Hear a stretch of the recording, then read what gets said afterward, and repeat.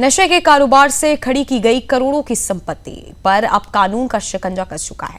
Raipur police की बड़ी कार्रवाई में गांजा तस्करी के आरोपी रवि साहू और उसके परिवार की करीब 7 करोड़ 66 लाख रुपए की संपत्तियां सीज कर दी गई है। मुंबई स्थित सफीमा अथॉरिटी ने संपत्ति जब्त के आदेश को मंजूरी दे दी है।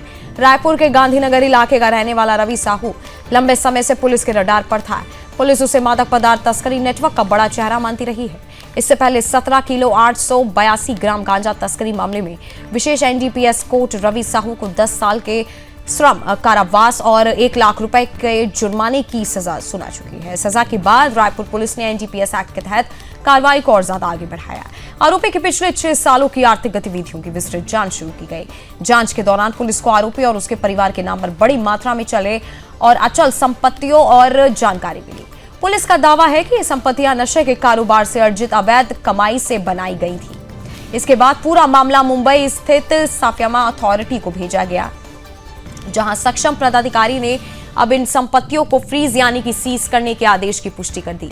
इस कार्रवाई के दायरे में आरोपी रवि साहू के साथ उसकी पत्नी शशि साहू और बेटे को भी शामिल किया गया। पुलिस कमिश्नरेट रायपुर के द्वारा एक रवि साहू नाम के आरोपी के विरुद्ध सफेमा कोर्ट, जो smugglers and foreign exchange manipulation for feature of properties, जो 1976 का एक्ट है, जिसके तहत स्मगलिंग या फिर किसी भी तरह की आपराधिक गतिविधि से अर्जित की गई संपत्ति को फॉरफिट करने का या सीज करने का प्रावधान है। उसके तहत सफेमा कोर्ट, जो कि मुंबई में स्थित है, उनके लिए एक एप्लीकेशन भेजा गया था। उस कोर्ट का जजमेंट आ चुका है। उसमें रवि साहू, उसकी पत्नी शशि साहू और उसका पुत्र, इन तीनों के नाम से टोटल 7.66 करोड़ 7 करोड़ 66 लाख रुपए की संपत्ति को फॉरफिट करने का आदेश सफेमा कोर्ट के द्वारा किया गया है।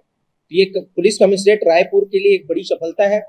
आपको ये भी बता दें कि रवि साहू को इसी साल एनडीपीएस की स्पेशल कोर्ट के द्वारा 10 साल की सजा और 1 लाख की जुर्माना भी हुई थी।